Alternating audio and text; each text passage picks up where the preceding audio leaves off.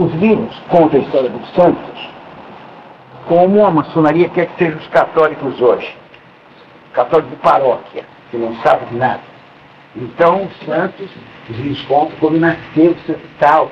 Os passarinhos tiravam, as passarinhos flores do céu, os sinos tocavam, a mãe dele falou, oh, que anjo. Ele fez um milagre, a chupeta se transformou numa rosa, uma palhaçada. O santo nasce como todo mundo, tá certo? É chorão e não tem nada de milagrezinho besta que o padre ensina para os católicos para tomar o católico besta. Claro? Tudo bem? Bem. Então o santo se organiza. Ele está organizado. Então o padre, Santo Afonso de Ligório, ele organizou a AC na Itália, e ele tinha como ajudante dele Santo Gaspar de Búfalo, Santo Cefalote, que tinha universidade secreta, existe até hoje, Santo Cefalote, Pio IX, como é que é essa Cefalote? Depois Santo Cefalote, e na Itália do Norte, São José de Cotolengo, São José Capasso, São João Bosco e o bem-aventurado Bruno Lantelli. Na Áustria, St. Clement Bauer era ligado a ele. Claro, por esses santos que organizaram a volta da restauração. Eles não sabiam que a maçonaria também queria restaurar a monarquia. Já em 1794, eu contei para vocês na primeira aula, a maçonaria tinha se reunido e tinha dado ordem para o Grande Oriente fazer a faxina na França, matar todo mundo. E depois viria a maçonaria mística, martinista, para redecorar a casa depois de feita a faxina. Ia ter uma reforma grande, matar meio mundo, tem que lavar o chão depois, e aí decora a casa. Cortinas novas, sofás novos, tudo mais. Essa era a obra que ia ser feita posteriormente, a restauração. Os santos não sabiam disso. Eles combateram a Revolução Francesa e queriam, de fato, fazer voltar a monarquia, como era. Mas não sabiam que a maçonaria tinha o mesmo plano. Então, sem querer, os santos vão cooperar na restauração da monarquia. Só que a maçonaria vai fazer uma restauração com ideias revolucionárias, que os santos não queriam. Está claro? É sociedade secreta, combateu Napoleão, certo? Eles não apareciam. A AC era muito oculta. Para não aparecer, a AC tinha uma outra sociedade também secreta, os Cavaleiros da Fé. Cavaleiros da Fé organizados maçonicamente, o que é um absurdo. Claro? Um absurdo, uma tolice. E os Cavaleiros da Fé apareciam em público com outro nome, Congregação Mariana. Havia em Paris a Congregação Mariana Nossa Senhora das Vitórias. Essa congregação funcionava em Paris, para moços. Todos os grandes homens da França, do século XIX, literatos, poetas, cientistas, generais, todos os grandes homens foram da congregação. Todos. Claro? Vitor Hugo, famoso, também foi da congregação. Depois vai ficar espírita, macumbeiro, satanista, etc. Mas foi da congregação. Então era uma congregação mariana. Dentro dela escolhia-se alguns para ser cavaleiros da fé. Entre os cavaleiros da fé se escolhiam alguns para serem da fé. Professor, o senhor disse que os cavaleiros da fé eram organizados que tem maçons, era em graus? Em graus, tinha 3 graus. Tinha graus. No livro do Bertinho Souvigny tem os graus. Então uma coisa maçônica. Não ia dar fé. Uma bobagem. Toda a sociedade secreta a igreja condena. Não ia dar certo. Bastava trocar o chefe, tira Santo Afonso, com o bandido, pronto. Todo mundo continua obedecendo e ele leva todo mundo para o inferno. Está claro? Então não adianta organizar nada secretamente. Essas coisas têm que ser públicas. Claro? Já que conosco não tem nada, cada um pode assistir todos os negócios. Não tem nada de comum. Claro? O chefe sou eu e está calado. Não tem eleição. Tá? Professor, para a C eu acho que existem restos. Então, está tudo na mão da esquerda. Está tudo na mão da esquerda. Por isso eles não devem ter ligação nenhuma com eles.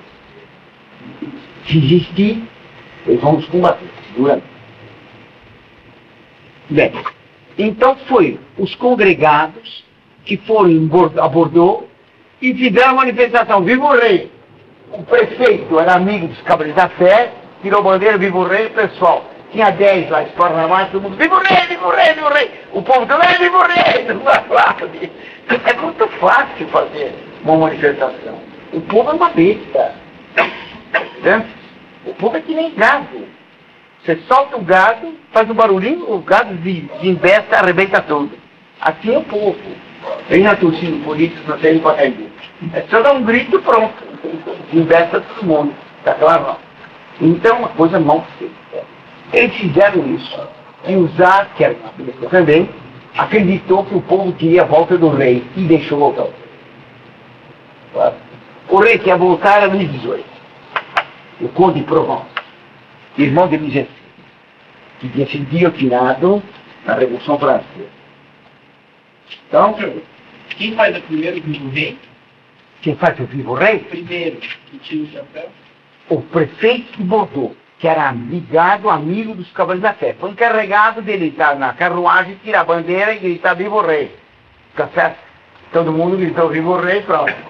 Então, o povo quer o rei. Certo? O povo não queria nada. O povo não sabia de nada. Tudo bem? Tá certo? Muito bem. Então, voltou à monarquia.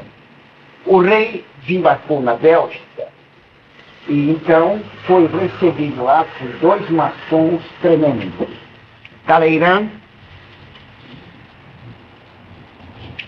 o antigo bispo, e Fouché. Esse aqui é ex-bispo. Casou-se na igreja com Madame Grande. Fouché, ex-diácono do oratório. Assassino comunista. Que era podre, só tinha sujeira na minha verdade, tá? O outro era um assassino sanguinário, massacrador, de Lyon. Destruiu toda a cidade, matava a cidade a tiros de canhão, matava todos. Prendia uma praça com portas, tinha fileiras de canhões em frente, soltava as balas assim. A bala atravessava a multidão, a bala atravessava com uma meio mundo. Depois os soldados picotavam com a baioneta, eles davam sinal de filho, depois matavam o champanhe. Viva lá na senhora! Falavam os filhos, matavam meio mundo. Um assassino horroroso. Bem, os 2 foram receber o rei. Os 2 tinham ajudado a matar Luís XVI. Fouché votou pela morte de Luís XVI. Talleyrand tinha vendido a França e traído a monarquia. Ele era bispo em obra. Então, 2 bandidos. O Talleyrand foi receber Luís XVIII e disse que Luís XVIII uma frase muito, era bem inteligente. Disse para o rei Luís XVIII: Majestade, a França está cansada de glória.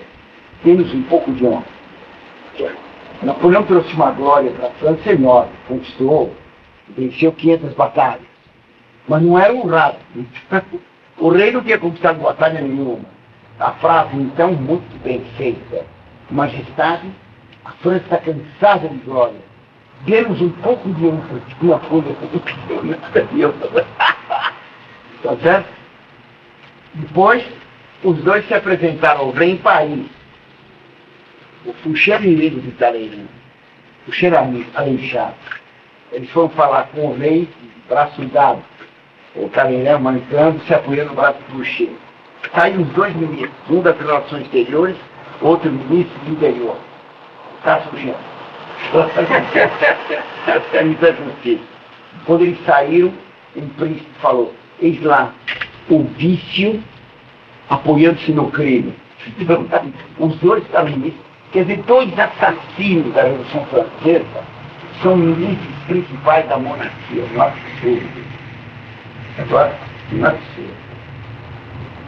O rei estava em isso.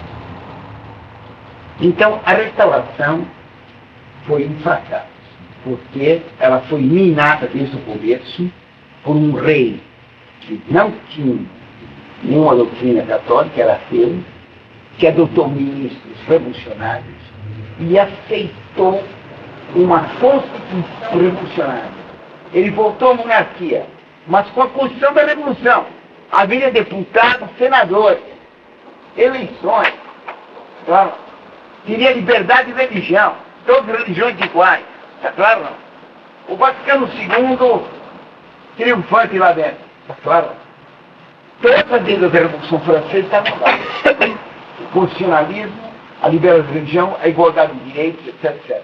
É claro que havia nobreza, então nem todos eram iguais, mas as ideias de igualdade, de direitos do homem, claro, estavam impregnando todo aquele sistema. Então o rei não governava. O rei tinha uma Câmara de Deputados e Senado. Certo? Teria um ministério eleito pelos deputados. Claro? Quer dizer, era um regime parlamentar. Era uma monarquia com a democracia. Uma confusão. É claro? Evidentemente os católicos eram contra. Certo? Os santos que dirigiam a Sé, os cavaleiros da Sé, a congregação, tentaram combater isso. Mas eles não percebiam quem estava por trás, que era a maçonaria martinista. Muitos dos membros da maçonaria martinista se diziam católicos. Tá? O principal chefe católico foi o ministro Vilhena, que ficou Cavaleiro da Fé. Para ser Cavaleiro da Fé, olha que exigente. Só assistir missa um dia e comungar uma vez. Assistir missa um dia e comungar uma vez, já podia ser Cavaleiro da Fé. Então, o ministro Vilhena, foi ministro de Carlos VII, ele disse que assistiu uma missa em Bordeaux. E disse que comungou. É tudo mentira. Foi nomeado Cavaleiro da Fé, ficou ministro com o apoio de todos os santos e vai trabalhar para fundar a monarquia e fazer a vitória da Revolução. É claro? Quer dizer, uma bobagem.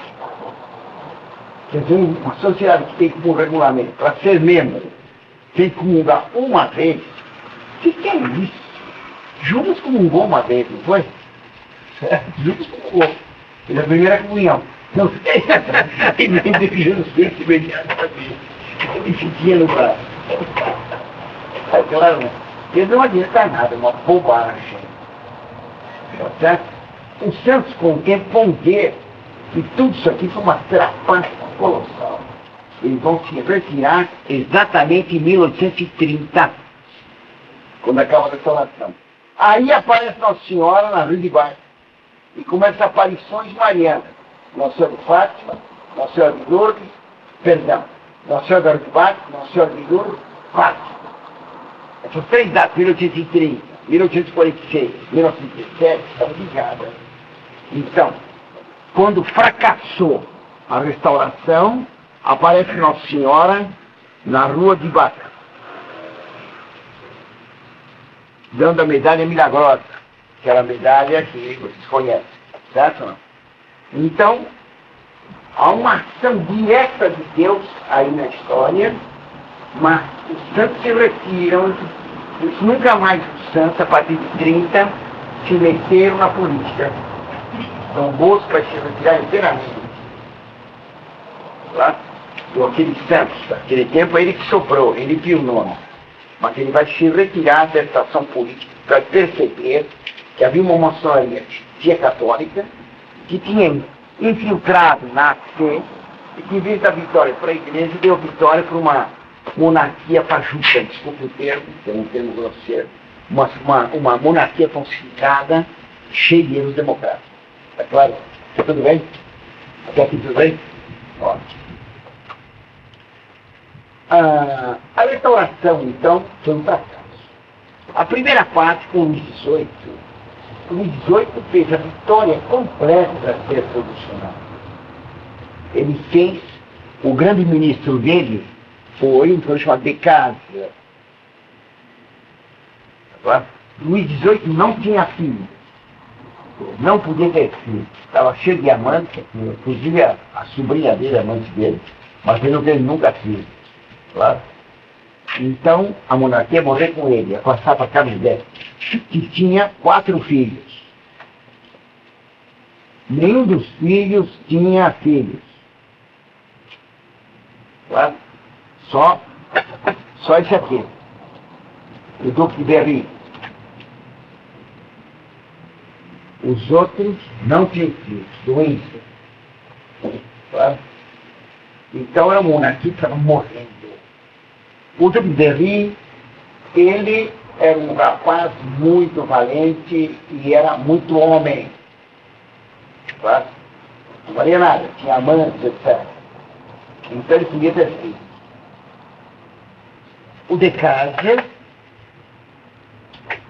protegeu tanto os liberais que os liberais resolveram matar o Duque de Berry. Ele estava casado há pouco tempo, ia ter filhos, então eles resolveram matá-lo antes que ele tivesse filhos, para acabar a monarquia. É claro?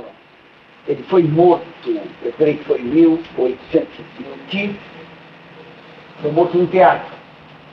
Ele estava no camarim, entrou um assassino com uma faca e apunhalou ele.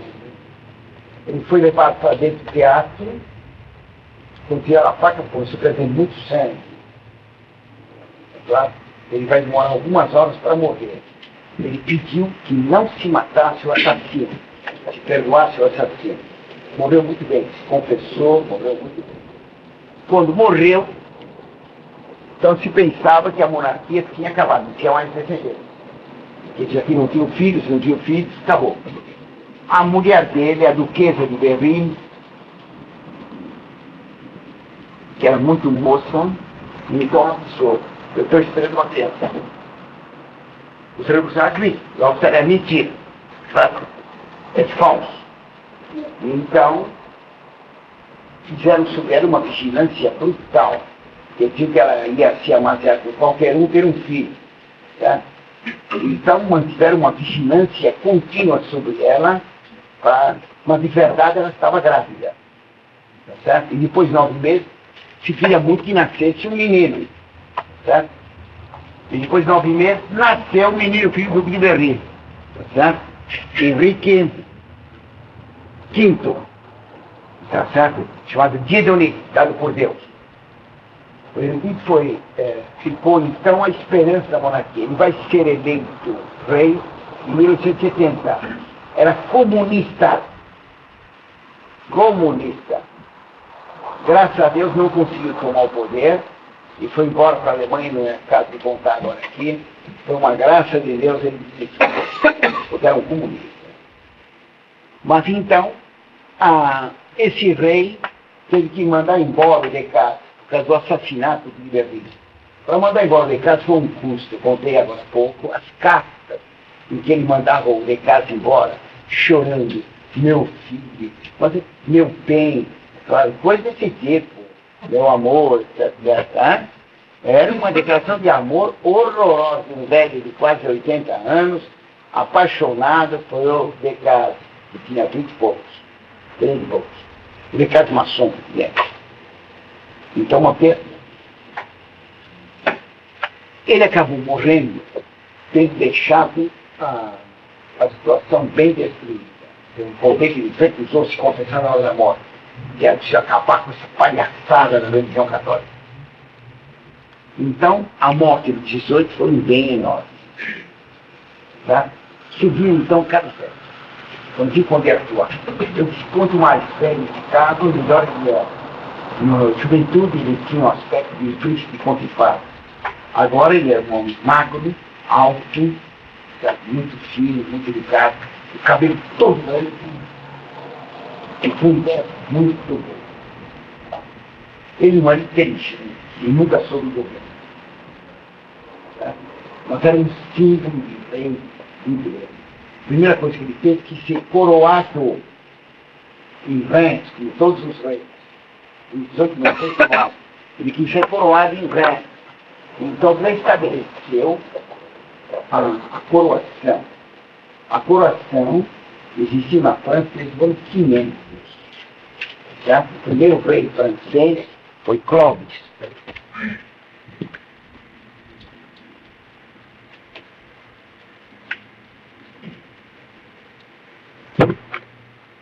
Clovis era um assassino, um bárbaro tremendo. O nome Clovis ficou, tirou o K, aqui era com K, Clovis. Tirou o K, ficou Lovis.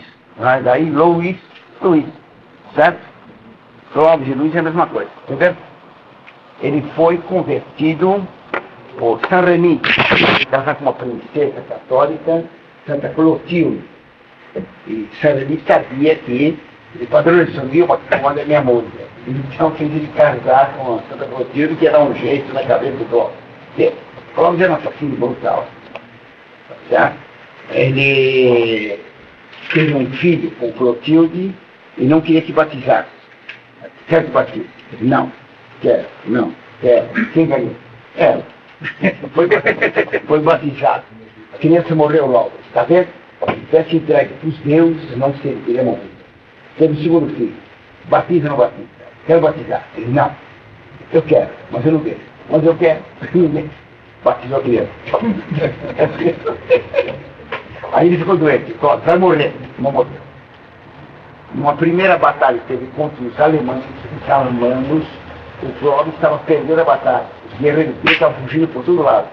E eles estão desesperados de socorro para todos os deuses. Thor, Odin, Freia, todos os deuses lá, e os deuses faziam nada.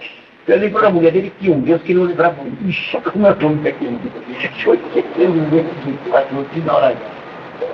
Então ele fez um pedido a esse Deus. Deus de Clotilde, me socorre, eu me faço batizar com os meus pés. Aí apareceu um anjo com a bandeira dele. A bandeira dos francos, como eles moravam, a beira do rio, a bandeira era um sapo. Então, o anjo trouxe uma bandeira azul com 3 flores de lis de ouro, 3 rios de ouro. Uma bandeira linda. E desde então ficou a bandeira da França, até a Revolução Francesa. Bem, então, ele pegou a bandeira, ele atacou e venceu a guerra. Então tinha que ser batizado, tinha que cumprir a palavra. Porque uma das coisas mais difíceis que tem na vida é cumprir a palavra. Cumprir a palavra tem que cumprir. Não tem proposta para limitar a palavra dada. Então, se promete, bom. Então, ele cumpriu. Então começou a ser as aulas de Saint-Rémy, que era assim. Ele era bigodudo, em tranças, porque a trança era o símbolo de autoridade entre eles, uma machadinha na mão chamada Chiquinha, que era uma machadinha dupla. A Chiquinha era assim. Aqui tinha um machado e aqui tinha outro. Tá claro, não? Tinha o cabo curto e toca.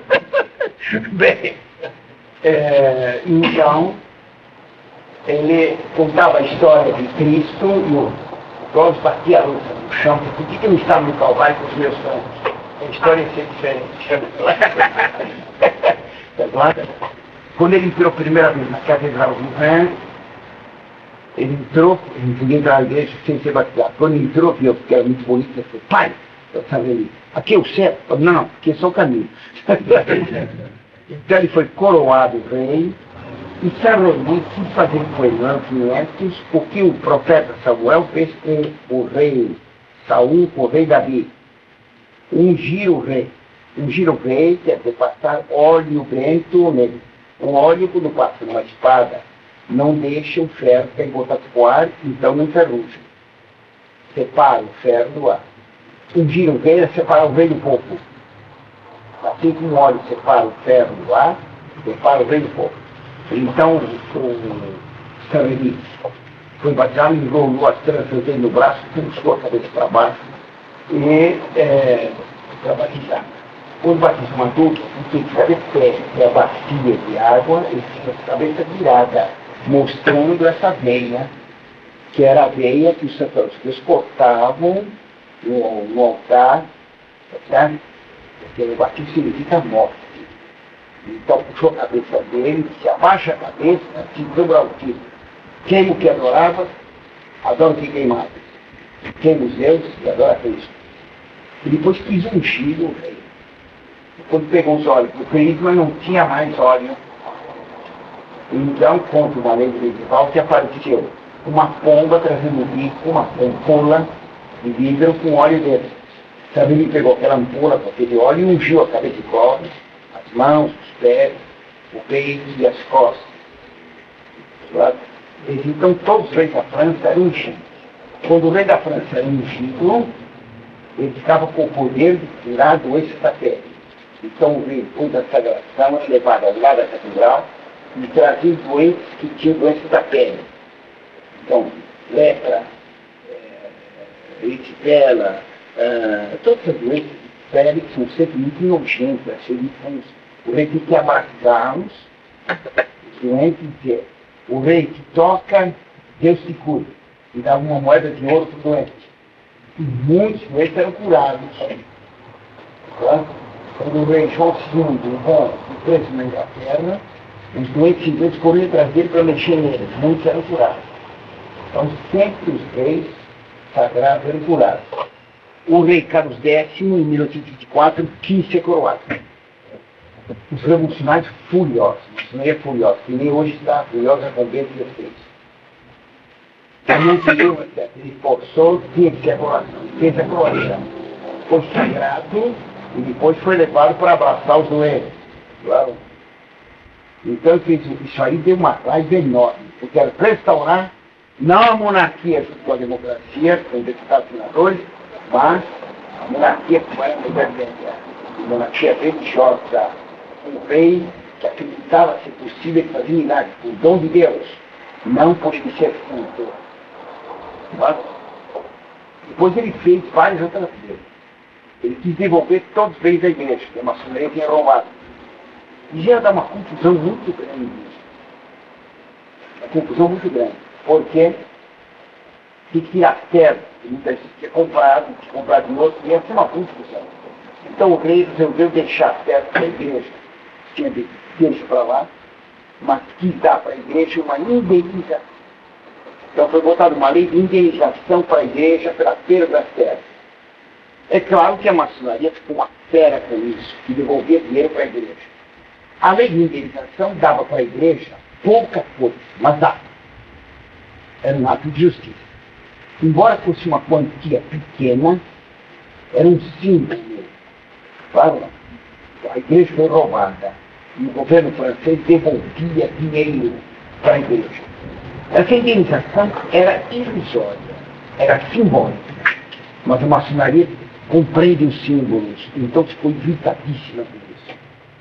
Depois ele fez uma outra lei, lei do sacrilégio, porque naquele tempo, hoje não tem mais isso, né? Naquele tempo tinha gente que invadia as igrejas e roubava a hóstia, é claro, para profanar. Hoje não acontece mais, mas a gente vai roubar. Paga-se, em Roma custa $10 mil uma hóstia consagrada, para fazer feitiçaria. É claro? Agora é mais fácil, aqui no Brasil não precisa nem pagar. O padre dá na mão de todo mundo, as pessoas vão para casa, depois vai para uma tumba, para fazer feitiço, para profanar a hóstia. Isso é muito bom. É? Muito bom. Um dos motivos pelos quais não se deve dar comunhão na mão das pessoas é esse. Facilita enormemente o roubo de hóstias e a profanação dela.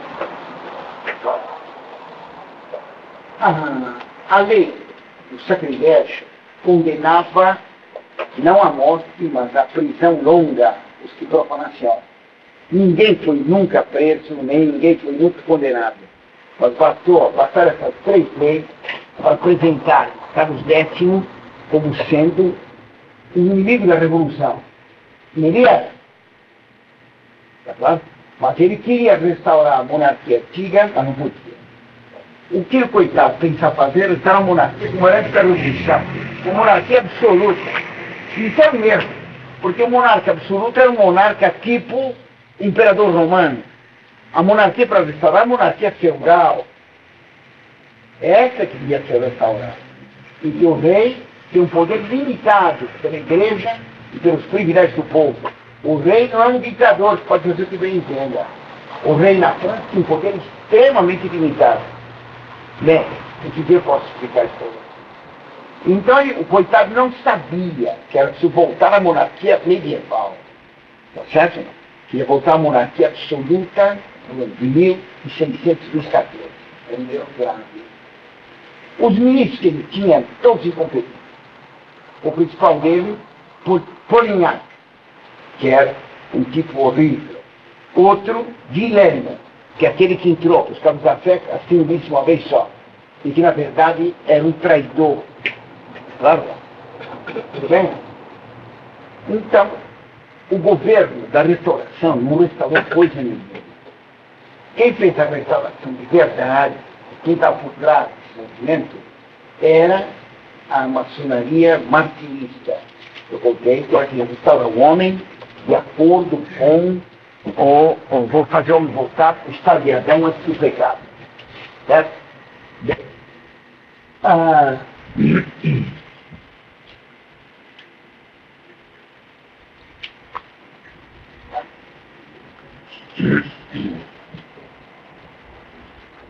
Então a restauração não foi um fracasso completo. Os santos começaram a se retirar, certo? Formaram-se na França várias tendências. Então, os católicos de verdade queriam uma monarquia feudal. O rei, Carlos X, queria uma monarquia absoluta.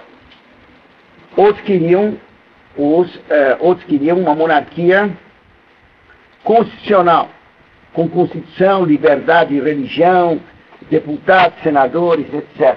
Uma monarquia liberal. Depois tinha os bonapartistas, que queriam a volta de Napoleão. Depois tinha os revolucionários, que queriam a proclamação da República. Claro? Então, o grupo daqui era quase inexistente. Era um grupo extremamente pequeno.